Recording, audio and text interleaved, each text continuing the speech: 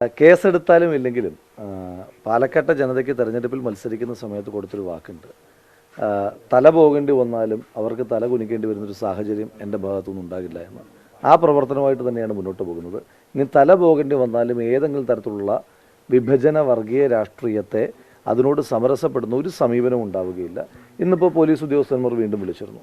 Police ഉദ്യോഗസ്ഥന്മാർ വിളിച്ചിട്ട് പാലക്കാട്ടെ സമാധാനം പുനഃസ്ഥാപിക്കുവാൻ BJPക്കൊപ്പം ഇരുന്നൊരു ചർച്ച വേണമെന്നാണ് പോലീസ് ഉദ്യോഗസ്ഥന്മാർ പറയുന്നത്.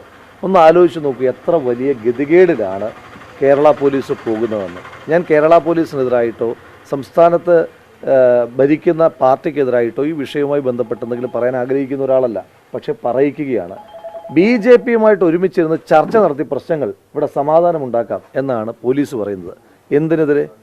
ഒരു നിയമസഭാ സാമാജികൻ്റെ തലയെടുക്കുമെന്ന് പറഞ്ഞത് നമുക്ക് ചർച്ച ചെയ്ത് തീർക്കണോ? ഒരു നിയമസഭാ സാമാജികൻ്റെ കാലെടുക്കും എന്ന് പറഞ്ഞത് ചർച്ച ചെയ്ത് തീരുമാനിക്കണോ? ഒരു ജില്ലാ കോൺഗ്രസ് കമ്മിറ്റി ഓഫീസിൻ്റെ മുന്നിലേക്ക് വന്ന് അക്രമം നിറഞ്ഞൊരു മാർച്ച് നടത്തിയത് ചർച്ച ചെയ്ത് പരിഹരിക്കണം. നിയമസഭാ സാമാജികൻ്റെ ഓഫീസിലേക്ക് നടത്തിയ അക്രമം നിറഞ്ഞ മാർച്ച് ചർച്ച ചെയ്ത് തീരുമാനിക്കണം. ഇങ്ങനെ ചർച്ച ചെയ്ത് ചായയും ബിസ്ക്കറ്റും തരുന്ന പണിയാണോ കേരള പോലീസിനുള്ളത്? സർവകക്ഷി യോഗമാണെങ്കിലും നമുക്ക് പോകട്ടെ നോക്കാം. BJPയും കോൺഗ്രസും ഒരുമിച്ചിരുന്നിട്ട് നമുക്ക് ചർച്ച ചെയ്ത് പ്രശ്നം പരിഹരിക്കാവുന്ന. ഇവരെന്നു തൊട്ടാണ് ഈ നാട്ടുകൂട്ട മധ്യസ്ഥ പണി കേരള പോലീസ് തുടങ്ങിയത്? ഞങ്ങൾക്ക് അവരുടെ മധ്യസ്ഥതൊന്നും വേണ്ട. ഈ നാട്ടിലെ പ്രശ്നങ്ങൾ തീർക്കാനായിട്ടാണ് ജനങ്ങൾ ഞങ്ങളെ തിരഞ്ഞെടുത്തിട്ടുള്ളത്. ഇവിടെ പ്രശ്നങ്ങൾ ഉണ്ടാകാതിരിക്കാൻ ഞങ്ങൾ ശ്രമിക്കും. അതല്ലാതെ ലോ ആൻഡ് ഓർഡർ വിഷയങ്ങൾ പരിഹരിക്കാനാണ് പോലീസ് ഉള്ളത്. അതവർ പരിഹരിച്ചാൽ മതി. അതല്ലാതെ BJPയുമായിട്ട് അടച്ചിട്ട മുറിയിൽ ചായയും ബിസ്ക്കറ്റും കഴിക്കാൻ തൽക്കാലം കോൺഗ്രസിനെ കിട്ടാനില്ല. കോൺഗ്രസിന് അതിന് സൗകര്യമില്ല. അവരുമായിട്ട് ചായയും ബിസ്ക്കറ്റും കഴിക്കാൻ ഞങ്ങളില്ല. ആ പ്രശ്നം പോലീസ് ലോ ആൻഡ് ഓർഡറിൻ്റെ മെയിൻ്റനൻസുമായി ബന്ധപ്പെട്ട് നിയമം പരിപാലിച്ചാൽ മതി. അല്ലാതെ ചായയും ബിസ്ക്കറ്റും വാങ്ങിത്തരുന്ന പണി പോലീസ് ചെയ്യേണ്ട. സർവകക്ഷി യോഗം എന്നല്ല അവർ പറഞ്ഞേക്കുന്നത്. അവർ പറഞ്ഞിരിക്കുന്നത് കോൺഗ്രസും BJPയുമായിട്ട് ഇരുത്തിയിട്ട് പ്രശ്നം തീർക്കാം എന്നാണ് പറയുന്നത്. അങ്ങനെ തീർക്കേണ്ട മതി.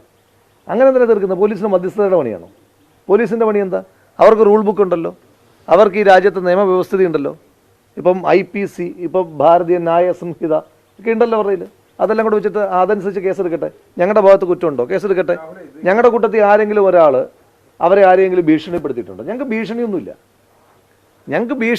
ഈ വിഷയത്തിനകത്ത് ഞങ്ങൾക്ക് വളരെ ക്ലാരിറ്റിയുള്ള നിലപാട് മാത്രമേ ഉള്ളൂ. അപ്പോൾ അതുകൊണ്ട് അത്തരത്തിൽ ഒരു മധ്യസ്ഥ ചർച്ചയ്ക്ക്, അടച്ചിട്ട മുറിയിൽ ചർച്ചയ്ക്ക് ഞങ്ങളില്ല. ഞാൻ ചോദിക്കുന്നത്, കൂടുതൽ പ്രശ്നങ്ങൾ ഉണ്ടാകാതിരിക്കാൻ പോലീസ് ചെയ്യേണ്ടത് എന്താ? ലോ ഇനാക്ട് ചെയ്യുകയല്ലേ ചെയ്യേണ്ടത്? കേരളത്തിൽ സാധാരണ കേൾക്കാറുള്ളതാണ് ഒരു ജനപ്രതിനിധിയുടെ തലയെടുക്കും എന്ന് പറയുന്നത്. എത്രയോ പ്രകോപനകരമായിട്ടുള്ള സാഹചര്യങ്ങൾ ഇവിടെ ഉണ്ടായിട്ടുണ്ട്, നമ്മുടെ നാട്ടിലുണ്ടായിട്ടുണ്ട്. എപ്പോഴെങ്കിലും ജനപ്രതിനിധിയുടെ തലയെടുക്കും എന്ന് പറയുന്നത് നിങ്ങൾ കേട്ടിട്ടുണ്ടോ? കാല് വെട്ടുമെന്ന് പറയുന്നത് നിങ്ങൾ കേട്ടിട്ടുണ്ടോ? കവറൊരുക്കുമെന്ന് പറയുന്നത് നിങ്ങൾ കേട്ടിട്ടുണ്ടോ? ഇതെല്ലാം പച്ചയ്ക്ക് പറഞ്ഞ ആളുകൾ കൺമുന്നിലൂടെ നിൽക്കുമ്പോൾ അവരുമായിട്ട് വിളിച്ചിരുത്തിട്ട് ചർച്ച ഏത്? ഞാൻ ആരുമായിട്ടാണ് ചർച്ചയ്ക്ക് ഇരിക്കേണ്ടത്? നിങ്ങൾ പറ. തലയെടുക്കുമെന്ന് പറഞ്ഞ, കാലെടുക്കുമെന്ന് പറഞ്ഞ, കവറൊരുക്കുമെന്ന് പറഞ്ഞ ആളുകളുമായിട്ട് ഞാൻ പോയി ചർച്ചയ്ക്ക് ഇരിക്കണോ? അതിലും ഭേദം തല പോകുന്നതല്ലേ? ഏത് രീതിയിലായിരിക്കും ഇനി മുന്നോട്ട് പോകുന്നത്? ഇതിനെ ഞങ്ങൾ രാഷ്ട്രീയമായി നേരിടും, ഇതിനെ ഞങ്ങൾ നിയമപരമായി നേരിടും. ഞങ്ങൾക്ക് പോകാൻ കഴിയുന്ന ഇടങ്ങളിലെല്ലാം നിയമപരമായി ഞങ്ങൾ മുന്നോട്ട് പോകും. ഒരു കോംപ്രമൈസ് ഈ വിഷയത്തിലില്ല. ഈ വിഷയത്തിൽ നല്ല സംഘപരിവാറുമായിട്ടുള്ള ഫൈറ്റിൽ ഒരു വിഷയത്തിൽ ഞങ്ങളൊരു കോംപ്രമൈസിനോ ഒരു കൺസെൻസസിനോ ഇല്ല. ഇരിക്കാൻ തയ്യാറല്ലെന്ന് ഞങ്ങൾ. അതിനകത്തൊന്നും തർക്കമില്ലാത്ത നിലപാടുകളാണ്. ഞങ്ങൾ അവരുമായിട്ട് ഇരിക്കാൻ തയ്യാറല്ല. ഈ നാട്ടിലെ സമാധാനം പുനഃസ്ഥാപിക്കാൻ ഞങ്ങളുടെ ഭാഗത്തു നിന്ന് ഒരു പ്രകോപനവും ഇല്ലാതെ ഞങ്ങൾ മുന്നോട്ട് പോകുന്നുണ്ട്. ഞങ്ങളിതുവരെ പ്രകോപിപ്പിച്ചിട്ടുണ്ടോ? ഞങ്ങൾ രാഷ്ട്രീയം പറയുന്നതല്ലാതെ ഇന്നത്തെ ദിവസം വരെ ഇത്രയും പറഞ്ഞില്ലേ? എനിക്ക് കവർ ഒരുക്കുമെന്നും തല കൊയ്യുമെന്നും കാല് കൊയ്യുമെന്നും പറഞ്ഞിട്ട് തിരിച്ചിപ്പുറത്തുനിന്ന് ഒരു പ്രകോപനം ഉണ്ടായിട്ടുണ്ടോ? ഉണ്ടാവുകയില്ല. കാരണം ഞങ്ങൾക്കറിയാം, പ്രകോപനമല്ല രാഷ്ട്രീയം. രാഷ്ട്രീയം എന്ന് പറഞ്ഞാൽ നല്ല അന്തസ്സായി ചരിത്രം പറഞ്ഞ് വർത്തമാനം പറഞ്ഞ് സംവദിക്കാൻ ഞങ്ങൾക്ക് നല്ല ആർജവമുണ്ട്, ബോധ്യമുണ്ട്. ഒന്ന് ആലോചിച്ച് നോക്കണം. ഒരു കൊലക്കേസ് പ്രതി, ജാമ്യത്തിൽ നിൽക്കുന്ന പ്രതി നടത്തുന്ന കൊലവിളിക്കെതിരെ ആ ജാമ്യം റദ്ദാക്കണമെന്ന് പറയാനുള്ള ആർജവം പോലും ഇല്ല നമ്മുടെ പോലീസ് എന്ന് പറയുന്ന ഗതികേടിന് എന്ത് പേരിട്ട് വിളിക്കണം? എന്തുകൊണ്ടായിരിക്കും പോലീസ് ഇപ്പം രണ്ടാമത്തെ തവണയാണ് ഈ കൊലവിളി പ്രസംഗമൊക്കെ നടത്തുന്നത്? എന്തുകൊണ്ടായിരിക്കും എന്ന് പറഞ്ഞാൽ ഒന്നെങ്കിൽ ഭയമായിരിക്കണം, അല്ലെങ്കിൽ അനുകമ്പയായിരിക്കണം. അതേതാണെന്ന് പോലീസ് തീരുമാനിക്കട്ടെ. സംഘപരിവാറിനെ ഭയക്കുന്ന പോലീസാണോ, സംഘപരിവാറിനോട് അനുകമ്പയുള്ള പോലീസാണോ എന്ന് അവർ തീരുമാനിച്ചോട്ടെ. അത് ആ ചോയ്സ് ഞാൻ അവർക്ക് വിട്ടുകൊടുക്കുകയാണ്. അതിനകത്ത് ഞാനൊരു ജഡ്ജ്മെന്റലാകുന്നില്ല. അതിലേതാണെന്ന് അവർ പറഞ്ഞാൽ മതി. അതല്ലാതെ വേറെ കാരണമൊന്നുമില്ലല്ലോ. ഈ സാധാരണ ഇതിൽ കേസെടുക്കാൻ വൈകി കഴിഞ്ഞാൽ ഇവിടെ എനിക്കെതിരെ കേസെടുത്തല്ലോ. ആഭ്യന്തര വകുപ്പുണ്ടല്ലോ, അപ്പൊ സ്വാഭാവികമായിട്ട് അവർ ഞാൻ ഇടപെടേണ്ടത്. പറഞ്ഞത് എനിക്കെതിരെ കേസെടുത്തല്ലോ. എനിക്കെതിരെ കേസെടുത്തതിനകത്ത് എനിക്ക് തർക്കവുമില്ല. സ്വാഭാവികമായിട്ടൊരു സമരത്തിലേക്ക് പോകുമ്പോൾ ഏതെല്ലാം വകുപ്പുകൾ പ്രകാരം കേസെടുക്കാൻ കഴിയുമോ ആ വകുപ്പുകളെല്ലാം പ്രകാരം എനിക്കെതിരെ കേസെടുത്തോട്ടെ. ജയിലിലടക്കണോ, ജയിലിലടച്ചോട്ടെ. പക്ഷേ ഈ നാട്ടിലെ ജനപ്രതിനിധി എന്ന നിലയിൽ ഈ നാട്ടിലെ ജനം എനിക്ക് തന്നിരിക്കുന്ന ഉത്തരവാദിത്തമുണ്ട്. എന്താ നമ്മുടെ പ്രധാനപ്പെട്ട ക്യാമ്പയിൻ എന്തായിരുന്നു? വർഗീയതയ്ക്കെതിരായിട്ടുള്ള പോരാട്ടം. ആ വർഗീയതയ്ക്കെതിരായിട്ടുള്ള പോരാട്ടത്തിൽ ഒരു കടുകുമണിയുടെ ലാഞ്ചന വരുത്താൻ ഞാൻ ആഗ്രഹിക്കുന്നില്ല. അത് ഈ നാട്ടിലെ ജനം എന്നെ ഏൽപ്പിച്ച ഉത്തരവാദിത്തമാണ്. ഈ നാട്ടിലെ ജനം എന്നെ ഏൽപ്പിച്ച ഉത്തരവാദിത്തം, പാലക്കാടുകാരെന്നെ ഏൽപ്പിച്ച ഉത്തരവാദിത്തം നല്ല ഭംഗിയായി അന്തസ്സായി തന്നെ ഞാൻ നിറവേറ്റുക തന്നെ ചെയ്യും. അതിന് തല കൊയ്താലും കാല് പോയി. ഏതെല്ലാം പദ്ധതികളാണ് എതിർത്തത്? അതിന് എതിർക്കാൻ ഇവരെന്ത് പദ്ധതിയാണ് കൊണ്ടുവന്നത്? അല്ല, എതിർക്കാൻ ഇവർ കൊണ്ടുവന്ന പദ്ധതി എന്താ? ഇത് തന്നെ ഒന്ന് നിങ്ങൾ ആലോചിച്ച് നോക്കൂ. ഇത് തന്നെ നിങ്ങളൊന്ന് ആലോചിച്ച് നോക്കൂ. ഒരു സ്വകാര്യ സ്ഥാപനം ഒരു CSR ഫണ്ട് കൊടുത്തതാണല്ല, എന്തൊരു പദ്ധതിയൊന്നുമല്ല. പാലക്കാട് മുനിസിപ്പാലിറ്റിയുടെ തനത് ഫണ്ടിൽ നിന്ന് എടുത്തുകൊണ്ട് പോകുന്ന എന്തൊരു പദ്ധതിയൊന്നുമില്ല. തനത് ഫണ്ട് വെച്ചിട്ടാണെങ്കിൽ അവിടെ പാർക്കിന് വേണ്ടിയിട്ട് വെച്ച സ്ഥലമല്ല. എന്താ പാർക്ക് കൊണ്ടുവരാഞ്ഞ്? ശരി, ഇത് വന്നു, ഇത് കൊണ്ടുവരട്ടെ. പാലക്കാട് നഗരസഭയുടെ ബഡ്ജറ്റാണോ? എൻ്റെ പൊന്നു സുഹൃത്തെ, ആ റെയിൽവേ സ്റ്റേഷൻ എടുത്തൊരു കംഫോർട്ട് സ്റ്റേഷൻ പണിയാൻ പറ്റാത്ത ആളുകളല്ലേ ഇവർ? ഞങ്ങൾ മുടക്കിയോ? അതായത് നമ്മുടെ റെയിൽവേ സ്റ്റേഷൻ എടുത്ത് മൂത്രം ഒഴിക്കാൻ ഒരാൾ വന്നാൽ അതിന് സൗകര്യം കൊടുക്കാത്ത ആളുകളെ പറ്റിയിട്ടാണ് നിങ്ങൾ ഈ പറയുന്നത് ഞങ്ങൾ മുടക്കിയെന്ന്. ഇവിടെ MP Shri V K Sreekandan അദ്ദേഹം കൊണ്ടുവന്ന ബസ് സ്റ്റാൻഡ്, ആ ബസ് സ്റ്റാൻഡ് എത്ര വർഷമായി? ഒരു അവിടെ ഒരു ടോയ്ലറ്റ് കൂടി പണിഞ്ഞാൽ ആ ബസ് സ്റ്റാൻഡ് പൂർത്തീകരിക്കാൻ പറ്റും. അത് പണിയേണ്ടത് പിന്നെ മുനിസിപ്പാലിറ്റിയാണ്. ഞാൻ പറഞ്ഞതാണല്ലോ, നിങ്ങൾക്ക് ഫണ്ടിൻ്റെ അപര്യാപ്തത ഉണ്ടെങ്കിൽ ഞാൻ ഫണ്ട് വയ്ക്കാൻ തയ്യാറാണ്. ആ പദ്ധതി വരട്ടെ, ആളുകൾക്ക് പ്രയോജനം കിട്ടട്ടെ, ചെയ്തോ. ഇനി സ്റ്റേഡിയം, ഞാനും അതുപോലെ തന്നെ ബഹുമാനപ്പെട്ട കേരളത്തിൻ്റെ കായിക വകുപ്പ് മന്ത്രി നേരിട്ട് കത്ത് കൊടുത്തതാണ്, മീറ്റിംഗ് വിളിച്ചതാണ്. ഇവർ വന്നില്ല, ഇവർ സഹകരിക്കുന്നില്ല. എന്താ സ്റ്റേഡിയം വരാൻ സമ്മതിക്കാത്തത്? നിങ്ങളത് അന്വേഷിച്ചിട്ടുണ്ടോ? സ്റ്റേഡിയം വരാതിരിക്കാൻ മുനിസിപ്പാലിറ്റി ശ്രമിക്കുന്നതിന് ഒറ്റ അജണ്ടയേ ഉള്ളൂ. അവിടെ പതിവായി നടക്കുന്ന എക്സിബിഷൻ ഉണ്ട്, അത് മുടങ്ങിപ്പോവും. എക്സിബിഷൻ്റെ വരുമാനം എന്ന് പറഞ്ഞാൽ രണ്ടാം വരുമാനം മനസ്സിലായി കാണുമല്ലോ. ഒരു വരുമാനം മുനിസിപ്പാലിറ്റിക്ക്, മറ്റേ വരുമാനം പാർട്ടിക്ക്. ഇവരെ പോയിട്ട് ഈ എക്സിബിഷൻ നടത്തുന്ന ആളുകളെ പോയിട്ട് മിരട്ടിയിട്ട് പിരിവാങ്ങുന്നത്. ആ എക്സിബിഷൻ അവിടെ കണ്ടിന്യൂ ചെയ്യണം എന്നുള്ള ഒറ്റ പോയിന്റിലാണ്, ഒറ്റ പോയിന്റ് മുനിസിപ്പാലിറ്റി അവിടെ സ്റ്റേഡിയം പണിയാൻ സമ്മതിക്കാത്ത. ഒന്ന് ആലോചിച്ച് നോക്കൂ. പാലക്കാട് പോലെ കായിക മേഖലയ്ക്ക് ഇത്രയേറെ പ്രാധാന്യമുള്ളൊരു സ്ഥലത്ത്, ഇത്രയേറെ അന്താരാഷ്ട്ര കായിക താരങ്ങളുള്ളൊരു സ്ഥലത്ത് 50 കോടി മുടക്കാമെന്ന് സംസ്ഥാന സർക്കാരും എന്ത് പണം വേണമെങ്കിലും മുടക്കാമെന്നൊരു ജനപ്രതിനിധി പറഞ്ഞിട്ട് പോലും ആ പദ്ധതി വരാൻ സമ്മതിക്കുന്നില്ല. കായിക വകുപ്പ് മന്ത്രി നേരിട്ട് വിളിച്ച എത്ര മീറ്റിങ്ങുകളുണ്ട്? ശ്രീ അബ്ദുറഹ്മാൻ നേരിട്ട് വിളിച്ച എത്ര മീറ്റിങ്ങുകളുണ്ട്? ഈ നിയമസഭാ സമ്മേളന സമയത്ത് ഞാൻ അദ്ദേഹത്തിന് കത്ത് കൊടുത്തിട്ട് മീറ്റിംഗ് വിളിക്കാമെന്ന് പറഞ്ഞു. സഹകരിക്കുന്നില്ല. അതിൻ്റെ കാരണം ഇതാണ്, അവിടെ എക്സിബിഷനുകൾ നടത്തണം. ഇനി ഏതിനെ പറ്റിയാണ് പറയേണ്ടത്? നമ്മുടെ KSRTC ഡിപ്പോ ഇതുവരെ നമ്പർ കൊടുത്തിട്ടുണ്ടോ? ഏത് പദ്ധതിയാണ് നമ്മൾ മുടക്കിയത്? ഈ പദ്ധതിയെ നമ്മൾ മുടക്കുന്നുണ്ട്. അതിൻ്റെ പേര് കൊടുക്കുന്നതിനെ മാത്രമേ നമ്മൾ എതിർക്കുന്നുള്ളൂ, അല്ലാതെ പദ്ധതിക്കൊന്നും എതിരല്ല നമ്മൾ. നഗരസഭ പേരിടുന്നതിൽ നിന്ന് പിന്നോട്ട് പോകാനുള്ള പണിയൊക്കെ നമുക്കറിയാം. ഏതെങ്കിലും ഒരു കാര്യത്തിൽ അവർ പിന്നോട്ടില്ല എന്ന് പറയുന്നതിനകത്തൊരു സന്തോഷമൊക്കെ ഉണ്ട്. ഏതെങ്കിലും ഒരു കാര്യത്തിൽ ഈ നഗരസഭ, പാലക്കാടിൻ്റെ വികസന മുടക്കികളായി നഗരസഭ മാറിക്കൊണ്ടിരിക്കുകയാണ്. പാലക്കാടിൻ്റെ ഒന്ന് ആലോചിച്ച് നോക്കൂ. കേരളത്തിലൊരു ഫാസ്റ്റസ്റ്റ് ഗ്രോയിങ് സിറ്റി, ആ സിറ്റിയെ ഇവരുടെ രാഷ്ട്രീയ അജണ്ട കാരണം മാത്രം തകർക്കുക. നിങ്ങളൊന്ന് ആലോചിച്ച് നോക്കൂ. ഒരു അന്താരാഷ്ട്ര നിലവാരമുള്ള സ്റ്റേഡിയം വന്നാൽ പാലക്കാടിൻ്റെ മുഖച്ഛായ മാറില്ലേ? ഇത്രയും റോഡ് അക്സസിബിലിറ്റി ഉള്ള ടൗണിൻ്റെ ഒത്തനടുക്കുള്ള സ്റ്റേഡിയം വേറെ നിങ്ങൾക്കുണ്ടോ?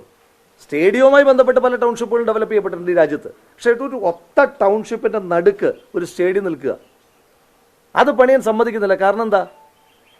ഇവരെ മിരട്ടിയിട്ടുള്ള സ്റ്റേഡിയത്തിൽ ഇപ്പം വലിയ മത്സരങ്ങൾ നടന്നു കഴിഞ്ഞാൽ അവിടെ അവരെ മിരട്ടിയിട്ട് നമുക്ക് പണം കാണാൻ ഇവർക്ക് പിരിക്കാൻ കഴിയില്ലല്ലോ.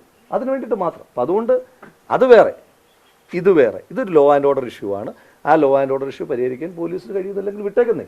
താങ്കൾ ഒരു MLA കൂടിയാണ്. അപ്പം ഈ സംസ്ഥാന സർക്കാർ ഈ വിഷയത്തിൽ അലംഭാവം കാണിക്കുന്നുണ്ട്. അതായത് ഒരു കേസെടുക്കുക, ഇത്രയും 2-3 ഇൻസിഡന്റ് ആയപ്പോഴും കേസ് വൈകുന്നത് എന്തുകൊണ്ടാണ്? ഞാൻ വ്യക്തിപരമായി അതിൻ്റെ പേരിൽ ഒരു പരാതിയും കൊടുക്കാൻ ആഗ്രഹിക്കുന്നില്ല.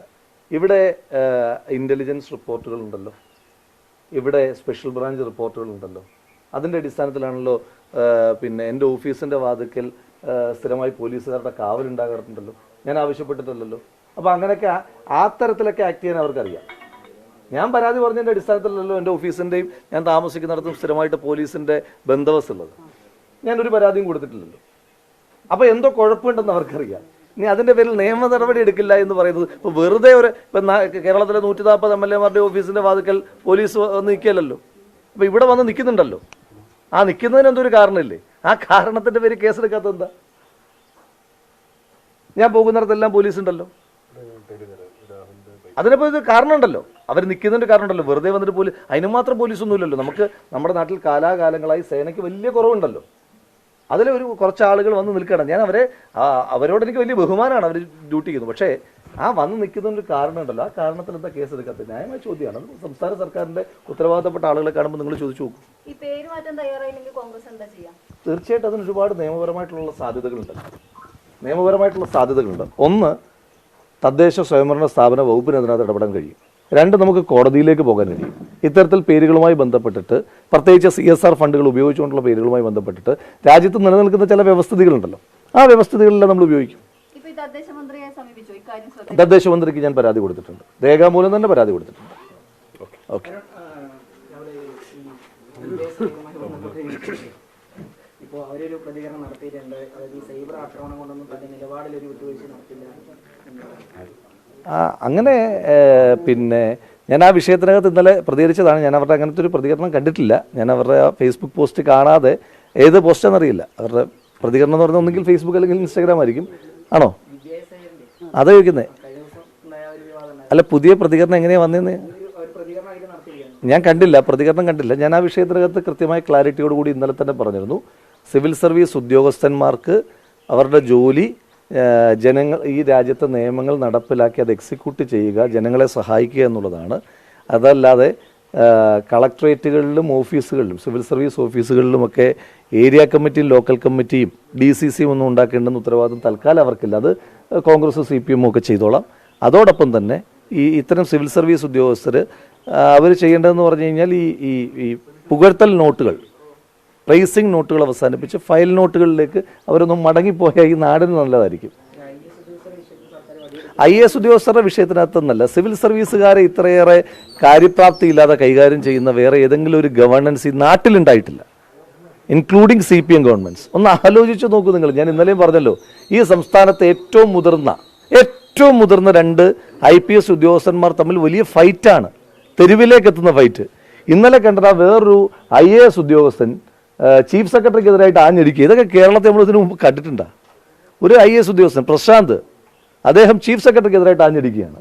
അപ്പം IAS തലപ്പത്ത്, IPS തലപ്പത്ത്, എല്ലാ സ്ഥലങ്ങളിലും സിവിൽ സർവീസ് മേഖലയിൽ വലിയ അരക്ഷിതാവസ്ഥ ഈ സർക്കാർ ഉണ്ടാക്കിയിട്ടുണ്ട്. അത് സർക്കാർ ആലോചിക്കണം.